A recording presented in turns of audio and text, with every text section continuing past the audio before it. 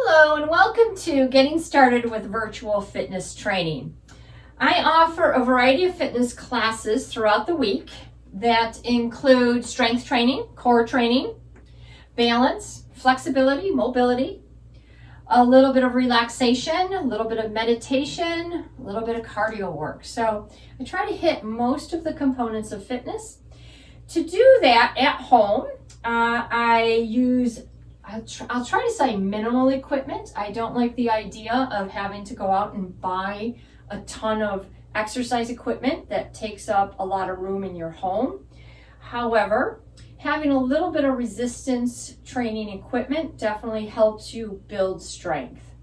So, some simple things that you probably just have at home that you don't need to really purchase is possibly a simple folded chair without arms. If you do have any type of chair, even if it has arms, it's totally acceptable. Sometimes it's a little easier to do some of the exercises as long as the arms aren't in the way, but all you got to do is sit up a little bit closer to the edge of your chair, and that helps get the arms out of the way for particular exercises. So we use the chair kind of as an exercise bench where we can sit here and use bands to do hip work, inner thigh work, kind of like the exercises you do at the gym where you do the thigh press outs and the thigh press ins, okay? We can use the chair as a bench to do standing and seated type of exercises to help with sit to stands and modified squats. Okay, the chair also good, as I said, for a bench where we can do leg lifts, okay? We stand up, we hold on to the chair to do hamstrings and hips. We can also just use the chair if we need it for a little support when we're doing balance exercises. You have something just in case you don't feel very stable. And then we use it for single leg deadlifts and other types of balance. Something that's relatively simple to have. Another thing that you may or may not need is a fitness mat. Of course, if you do your workouts in an area that has a comfortable carpet, then you may not even need a mat. Okay, if you're on a hardwood floor or in the basement like I am, you might want that mat. Okay, you can use a yoga mat or a fitness mat. Fitness mats are usually a little bit thicker. They offer a little bit more cushion. The yoga mats, if you're barefoot, they help prevent sliding. So it all depends on the type of mat that you would prefer. And if you already have one, then just see if it works with the one you have. I also like to use some yoga blocks, especially during stretching. If you have some books that are about this size, you can substitute just using books as opposed to the yoga blocks. I also like to use a yoga strap, especially during stretching classes, also during range of motion classes. If you have a long bathrobe tie or something like that, it's a great substitute. If you have a long towel, you might even be able to use that as a substitute. And speaking of towels, I also like to use a neck support. I personally have a kind of rounded pillow for my neck support, but you can fold a towel, you can roll a towel, you can use any type of pillow. Just something that sometimes is comfortable to support your neck during certain exercises. Okay, another simple piece of equipment is a resistance ball. This is considered a small resistance ball. It's about an 8-inch diameter when blown up. And they're relatively cheap. You can find them locally in Target, Dick's, or also certainly on Amazon. Most of this equipment you can find right on Amazon. If you do purchase your equipment on Amazon, I recommend you look at the reviews just to make sure that people don't complain about using something twice and it breaks or tears when it comes to the bands. So just read the reviews, make sure you're getting something of decent quality. All right, so that's the resistance ball. The resistance bands, I use two types. One type is called a flat band. They're long and they're flat. I have 3 resistance levels, light, medium, and heavy. And I like the variety because depending on the exercise that I'm doing, the different variety comes in handy. Same thing with what I call the loop bands. These are circular here. And I have a variety of those, also light, medium, heavy, and extra heavy. Okay, these again, you use a different resistance depending on the exercises. When we're doing glute exercises, for example, our glutes are pretty strong, so we generally use the heavy or the extra heavy band. However, when we're doing lat pull-aparts or something for the upper body, generally we use a light or medium band. So a little variety.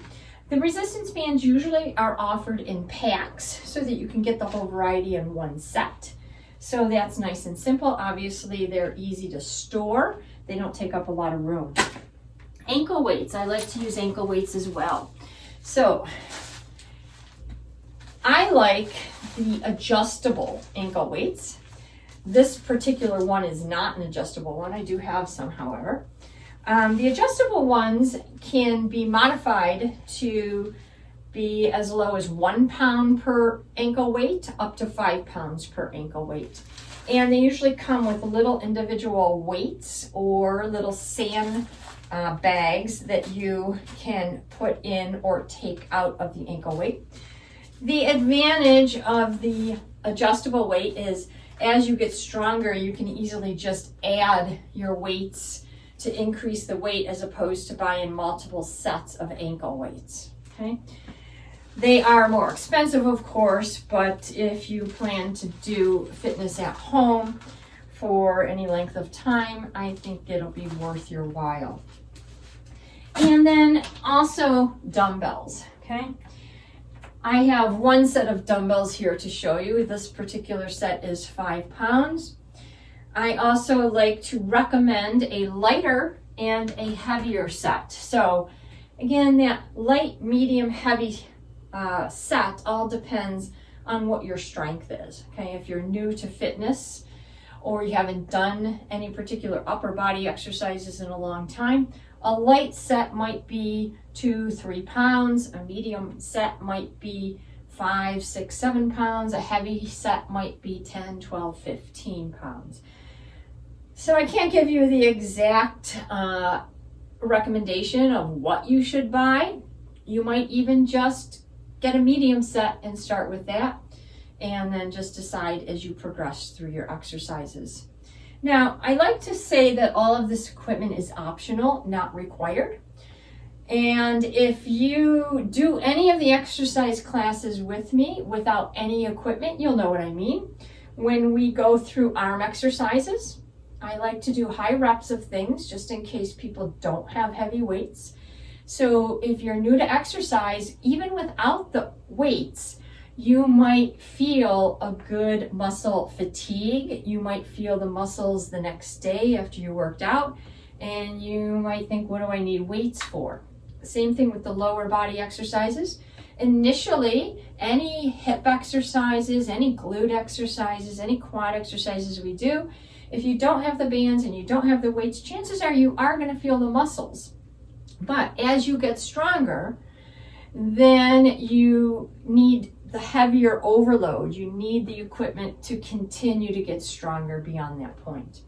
There comes a point where you might say, I'm strong enough, all I want to do is maintain, and that's totally your choice. You then will not need to buy any heavier weights or heavier resistance bands. I try to make this as simple as possible. I don't want you to feel like you have to go out and buy every piece of equipment at Dick's Sporting Goods store. I like to keep it simple.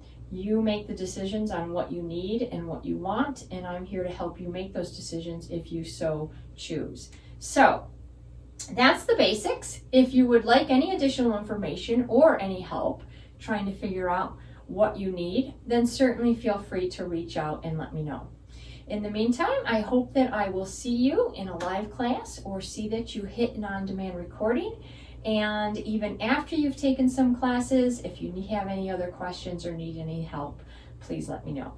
Thanks so much and look forward to seeing you soon. Take care.